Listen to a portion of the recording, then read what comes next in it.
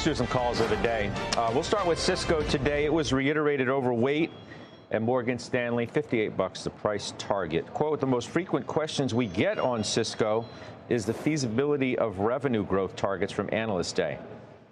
Their results implied little growth over the last 5 years. Our analysis shows achievability of top-line targets. Jimmy, you own Cisco. In a sentence, Cisco is back. It was not back. It was gone for a good long period, about a year. It's had 2 good quarters in a row.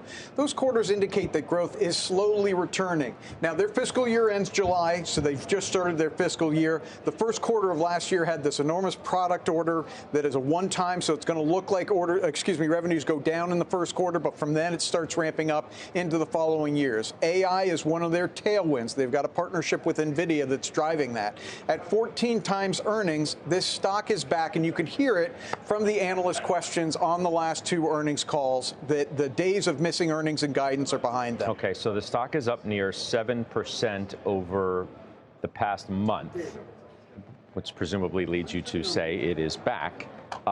It's a nothing burger. It's a little provocative, I know. Okay, I'm glad you know. Year to date, it's a nothing burger. But the activity over the last month would suggest maybe you're right. Up until a year and a half ago, this was a stock that steadily over 10 years beat the S&P 500 by a smidge.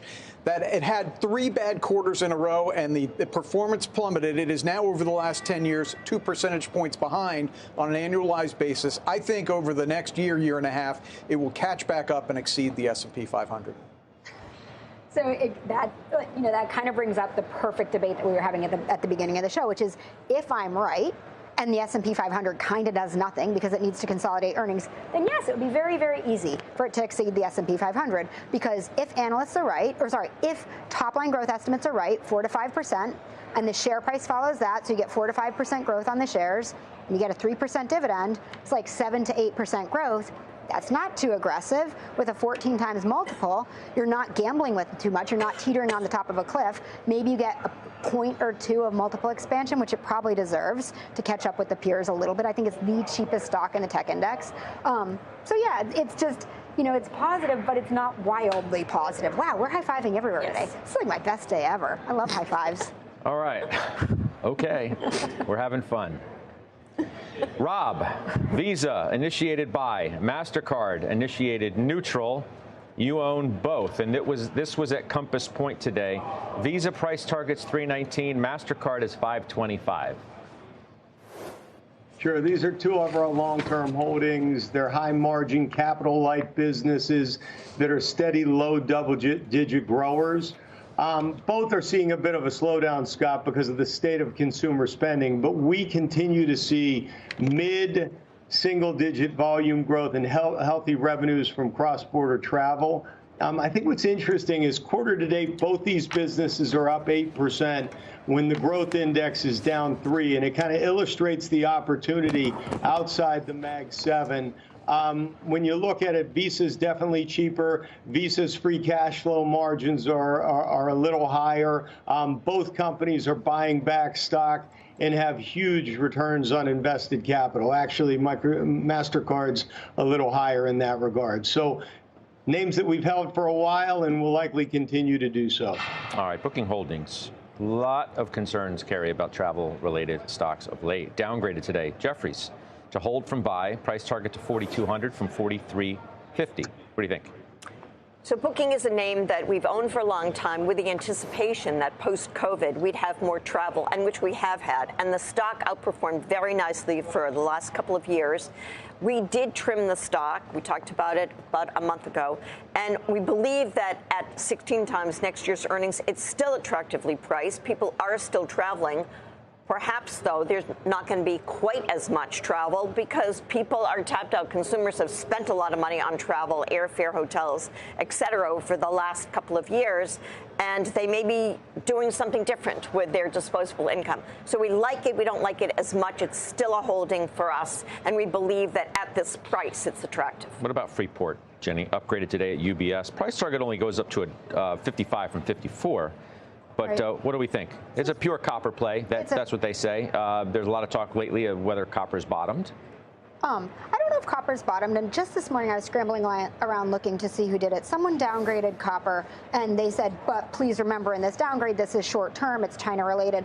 I think we all know that over the next 5, 10, 20 years, copper is just a straight up bullish play. And you want to be here, and Freeport's the best way to play it. I had an interesting conversation last week with a friend of mine who's a retired portfolio manager.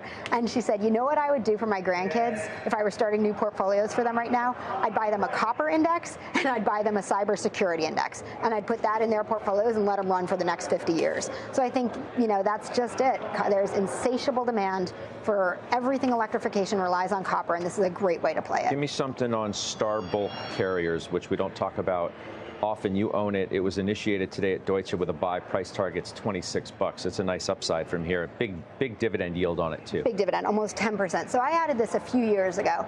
And for those of you who have been burned by the shipping industry, you're probably cringing. I feel like everyone at some point has taken a 50% plus slap in the face from being in the shipping industry.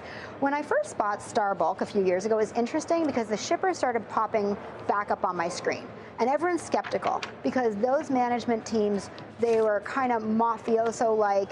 They totally abused shareholders. They took all the money for themselves. They had zero capital discipline. Stocks all traded down 70 and 90%, did nothing for several years, and they got religion. And when I stepped back into Star Bulk, it was interesting because Oaktree was a huge investor and had significant board representation.